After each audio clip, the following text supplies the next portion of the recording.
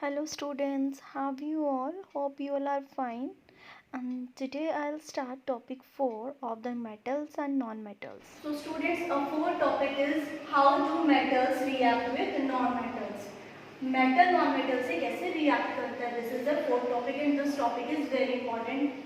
Board में जो मैं आज पढ़ा रही हूँ उनमें से कुछ क्वेश्चन अराइज हुए हैं अभी तक और हो भी सकते हैं.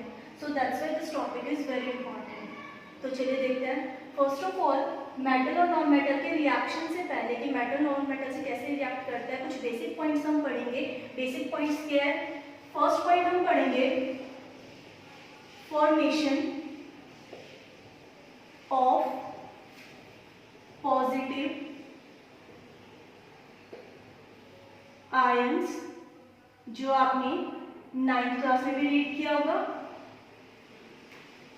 और सेकेंड जो टॉपिक हम पढ़ेंगे then formation of negative ions. So first of all ये दो बेसिक पॉइंट हमको पढ़ना है, क्योंकि जब तक ये दो बेसिक पॉइंट नहीं पता होगा तो हमें नहीं पता चलेगा कि मेटल और नॉन मेटल आपस में रिएक्ट कैसे करता है. तो फर्स्ट ऑफ ऑल मैं आपको बताऊंगी फॉर्मेशन ऑफ पॉजिटिव आयंस. तो चलिए स्टूडेंट्स हम देखते हैं कि पॉजिटिव आयंस का फॉर्मेशन कैसे होगा. सो इसके लिए we will take the example of a metal. A very simple example, that is sodium, and we know the atomic number of the sodium, it is 11. Fine. Sodium का atomic number 11 और उसका configuration अगर हम करें it will be 2, 8 and 1. Fine. So positive ions का formation कैसे होगा? Very simple. मैंने स्टार्टिंग के टॉपिक में ही आपको बताया था कि मेटल्स जो होंगे उनका नेचर क्या होता है कि वो अपने इलेक्ट्रॉन को डोनेट करता है. डोनेट करने के बाद क्या अपना ऑक्टेट कंप्लीट करने की कोशिश करेंगे. तो यहाँ वी कैन सी कि एम शेल में कितने इलेक्ट्रॉन है? 1 इलेक्ट्रॉन है. ये अपना ऑक्टेट कंप्लीट करने के लिए इस 1 इलेक्ट्रॉन को डोनेट कर देगा, जिसकी वजह से इसका ऑक्टेट क्या हो जाएगा? कंप्लीट हो जाएगा. तो ये क्या करेगा? लास्ट वाली जो शेल है इसमें से इस इलेक्ट्रॉन को डोनेट कर देगा. तो कॉन्फ़िगरेशन हो जाएगा 2, 8. और ये जो सोडियम है इसके ऊपर कितने इलेक्ट्रॉन इसने डोनेट किया है? 1 इलेक्ट्रॉन. तो यहाँ पर 1 पॉजिटिव चार्ज आ जाएगा. दैट मीन जितने इलेक्ट्रॉन डोनेट किए जाएंगे, जितने इलेक्ट्रॉन ऑक्टेट कंप्लीट करने के लिए डोनेट किए जा रहे हैं, उतने ही चार्ज होंगे एलिमेंट के बाद आयंस के ऊपर आ जाएंगे. अगर यहाँ पर ये 2 इलेक्ट्रॉन डोनेट करता है तो उसके ऊपर 2 पॉजिटिव चार्ज होंगे. यहाँ पर 1 इलेक्ट्रॉन डोनेट किया है, कॉन्फ़िगरेशन इसका ऑक्टेट कंप्लीट हुआ है, तो इसलिए यहाँ पर एक पॉजिटिव चार्ज. तो इस तरीके से पॉजिटिव चार्ज का फॉर्मेशन होगा. अब चलिए देखते हैं formation of the negative ions. Negative ions का फॉर्मेशन कैसे होगा? तो नेगेटिव आयन के फॉर्मेशन के लिए we will take the example of non metal. अब आप कहोगे मैम नेगेटिव आयंस के लिए हमने नॉन मेटल क्यों लिया और पॉजिटिव आयन के लिए हमने मेटल क्यों लिया? फर्स्ट वीडियो में मैंने आपको बताया था जो मेटल्स होते हैं वो क्या होते हैं? इलेक्ट्रो पॉजिटिव होते हैं. ठीक है. तो जब हम पॉजिटिव आयंस बनाएंगे तो हम मेटल्स को लेंगे.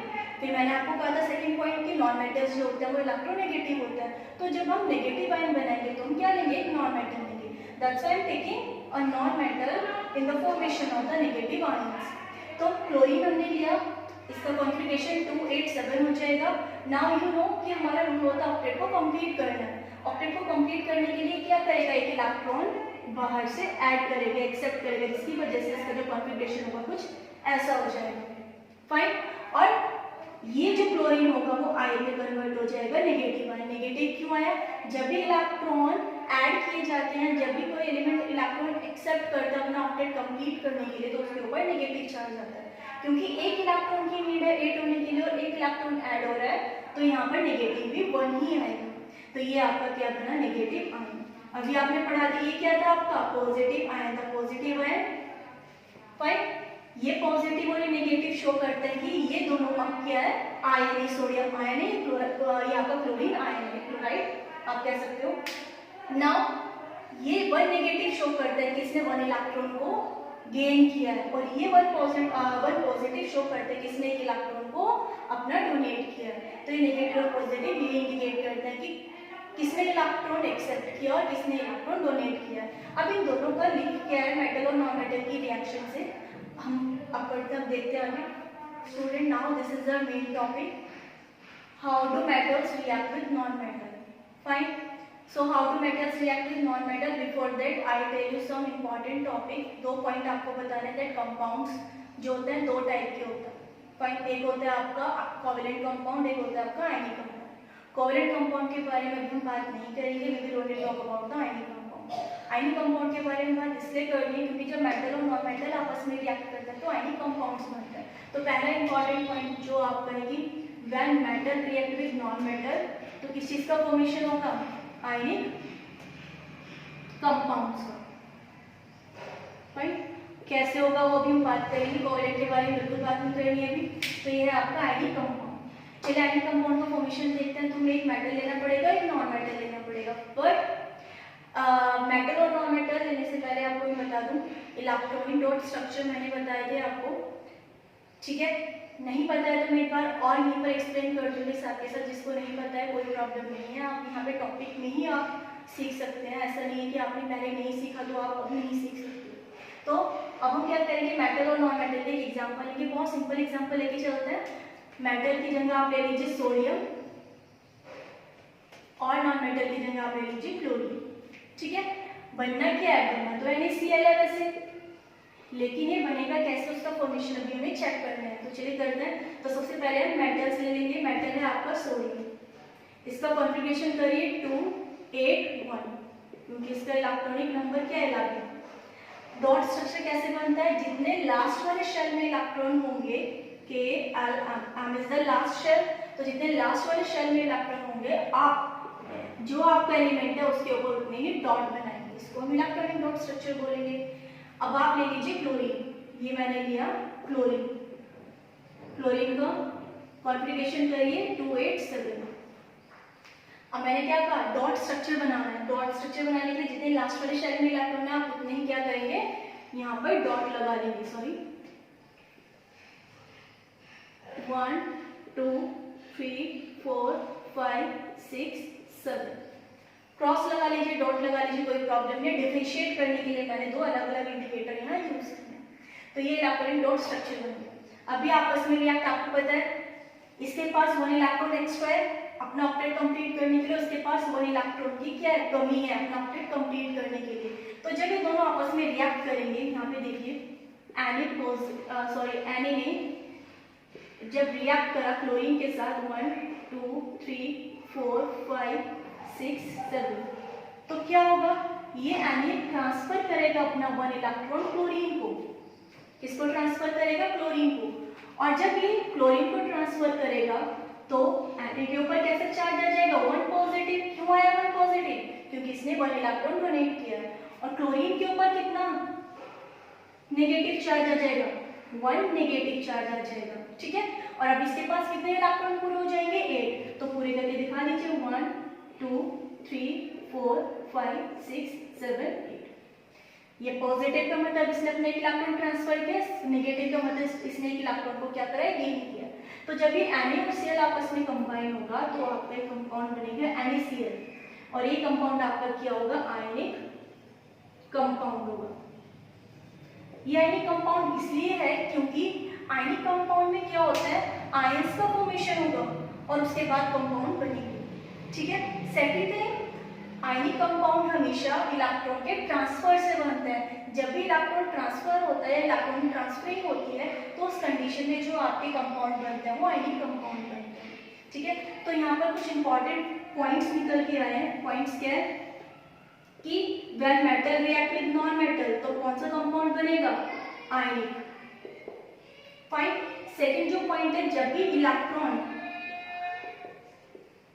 ट्रांसफर होंगे तब क्या बनेगा? आयनिक कंपाउंड बनेगा. और इनके बीच में जो एक बॉन्ड होता है वो हमारा क्या कहलाता है? आयनिक बॉन्ड होता है. ठीक है. तो students, topic how to metal react with non metal में आपने क्या देखा, क्या ऑब्जर्व किया कि जब एक मेटल नॉन मेटल से रिएक्ट करता है तो एक कंपाउंड बनता है और वो कंपाउंड हमारा आयनिक कंपाउंड होगा. और फॉर्मेशन कैसे होगा? सबसे पहले मेटल वो इलेक्ट्रो पॉजिटिव में कन्वर्ट होगा, फिर नॉन मेटल इलेक्ट्रो नेगेटिव में कन्वर्ट होगा. दैट मीन्स सबसे पहले मेटल एक आयन में कन्वर्ट हुआ और नॉन मेटल भी एक आयन में कन्वर्ट हुआ और दोनों आयन आपस में कंबाइन हुए और एक कंपाउंड बनाया, आयनिक कंपाउंड. Fine. So हमेशा याद रखना, if someone is asking you that how do metal and non-metal react, so simply you can say कि when metal react with non-metal, it forms the ionic compound. और कैसे बनाता है वो भी आपने वीडियो में देख लिया है.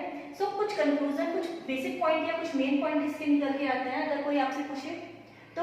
The compounds formed by transfer of the electron from the metal to the non-metal that form the ionic compound. So that means जब मेटल ट्रांसफर करता है इलेक्ट्रॉन को नॉन मेटल के पास, तो जो कंपाउंड बनता है वो आपका आयनिक कंपाउंड होगा. सिंपल.